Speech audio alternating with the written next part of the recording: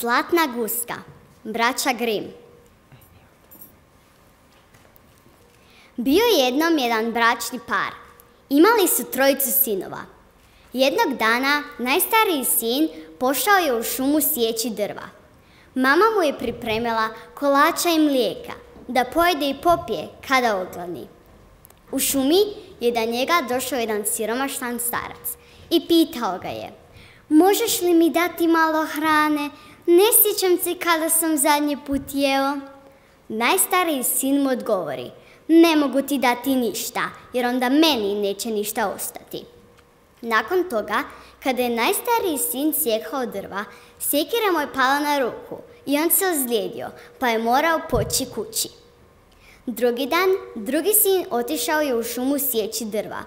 Njemu je mama također pripremila kolače i mlijeka, da pojede i popije kada ogladni.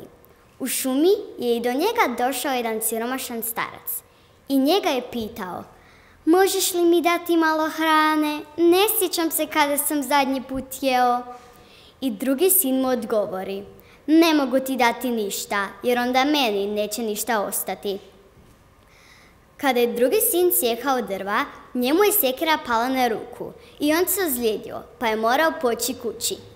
Sutradan, najmlađi sin rekao je da će on otići u šumu sjeći drva i otišao je. Njemu je mama pripremila samo malo vode i starih suhih keksa. U šumi je i do njega došao jedan siromašan starac i njega je pitao: možeš li mi ti dati malo hrane? Ne sjećam se kada sam zadnji put jeo. Najmlađi sin mu odgovori: naravno da ti mogu dati malo hrane, no ne znam koliko će ti to vrijediti, jer imam samo malo vode i starih suhih keksa. Starac mu odgovori: nije bitno koliko mi daješ, već daješ li od srca. Mladić dade starcu malo vode i starih suhih keksa, a starac mu odgovori: pomoći ću ti, posjeci ono tamo drvo i dobit ćeš iznenađenje. Mladić je došao do drveta, posjekao ga je, a iz drveta je iskočila prava zlatna guska. Mladić uzeo zlatnu gusku pod svoju ruku i sav sretan krene u gradić u komu je živio. Stao je u jednom prenoćištu. Vlasnik prenoćišta imao je 3 kćeri. Prva je rekla: voljela bih jedno zlatno pero od guske, da si ukrasim šeširić. Druga je rekla: voljela bih jedno zlatno pero od guske, da si ukrasim haljinu. Treća je rekla: voljela bih jedno zlatno pero od guske, da si ukrasim kišobrančić. Kada su svi zaspali, najstarija sestra došla je do zlatne guske. Htjela je iščupati jedno pero, no njena ruka se zalijepila za zlatnu gusku. Nakon toga, druga sestra htjela je pomoći starijoj, no njena ruka se zalijepila za ruku starije sestre.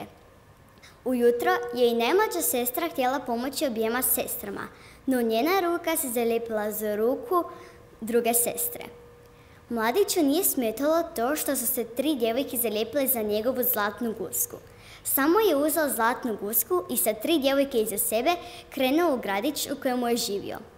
Kada su prolazili kroz jedno selo, seljak ih je vidio i mislio da se oni samo igraju, pa si i on htio igrati. Brzo je dotrčao do najmlađe kćeri, primio ju za ruku, no njegova se ruka zalijepila za ruku najmlađe kćeri. Seljakova žena je to vidjela i nije joj se svidjelo to što on dira mlade djevojke. Brzo je dotrčala do seljaka, primila ga za ruku, no njena se ruka zalijepila za njegovu ruku. Tako je cijela kolona došla u gradić u kojemu je mladić živio. Kada su ušli u gradić, povikali su: pomozite nam, zalijepili smo se za zlatnu gusku. Kada su stanari gradića čuli za zlatnu gusku, brzo su svi dotrčali. Htjeli su iščupati jedno pero, no svi su se lijepili jedni iza drugih. U tom gradiću postao je jedan kralj. Imao je vrlo ozbiljnu kćer, princezu. Rekao je da će dati njenu ruku onome koji je uspije nasmijati. Mladić je sa zlatnom guskom i cijelom kolonom ljudi iza sebe došao do princeze. Ona se istog trena krenula smijati. To je zlatnu gusku jako uzrojalo, pa je poletjela iz mladićevih ruku i svi su pali na pod. To je princezu još više nasmijalo. I iako je mladić bio siromašan, princeza se udala za njega i tako su živjeli sretno do kraja života.